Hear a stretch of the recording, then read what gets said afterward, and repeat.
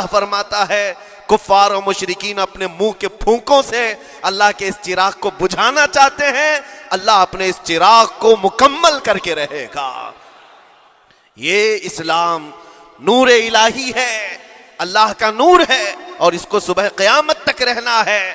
اور ہم جیسے اور بھی آئیں گے اس زمین پر، اور آئیں گے جاتے رہیں گے، یہ آبادیاں ہیں بدلتی رہیں گی، خدائی قانون ہے، لیکن اسلام نہ کل بدلا تھا، نہ آج، نہ قیامت تک بدلے گا۔ ہم سب کا امتحان ہے میرے عزیزوں، ہم سب کا امتحان ہے، لیکن ان حالات میں مومنین کو کرنا کیا چاہیے؟ انہیں اپنے ایمان کو مضبوط کرنا چاہیے۔ کبھی کسی کے اڑتے ہوئے چھیٹڑے اور ٹکڑے دیکھ کر تمہیں مایوس ہونے کی ضرورت نہیں۔ اب ہمارا مستقبل کیا ہوگا؟ میرے عزیزو، آج جو حالات ہیں یہ حالات کربلا سے زیادہ سخت تو نہیں ہیں۔ آج فلسطینیوں کو ہم نے دیکھا 6 ماہ کے، سال بھر کے بچوں کو سینے سے لگا کر کفن لپیٹ رہے ہیں۔ ان ماؤں کی کیا کیفیت ہوتی ہوگی؟ کبھی کبھار چھوٹی سی کلپ میں دیکھ کر کے آنکھوں سے آنسو بہ پڑتے ہیں۔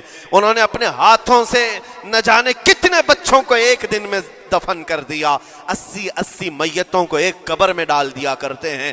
ان فلسطینیوں کو لاکھوں سلام، ان کے جذبات کو اور ان کی استقامت کو۔ ہم تو دعا یہی کرتے ہیں ان فلسطینی مسلمانوں کے برابر پوری دنیا کے مسلمان نہیں ہو سکتے۔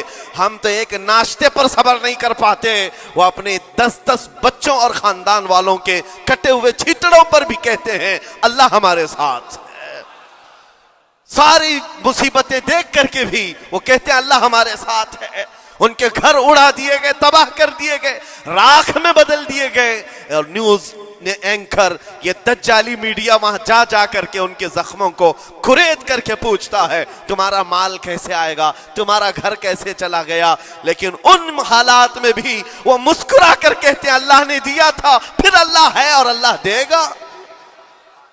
ان کے ایمان کے برابر ہم نہیں ہو سکتے، لیکن میرے عزیزو پوری دنیا کے مسلمانوں میں اس مسئلے نے آج ایک اتحاد کی فضا قائم کی ہے۔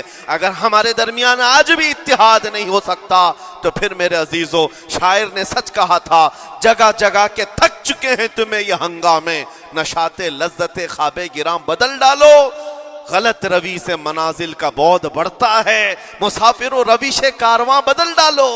آج کے حالات تمہیں اگر نہیں بدلنے پر مجبور کیے تو پھر بتاؤ کون سے حالات تمہیں بدلیں گے، کب تم بدلو گے؟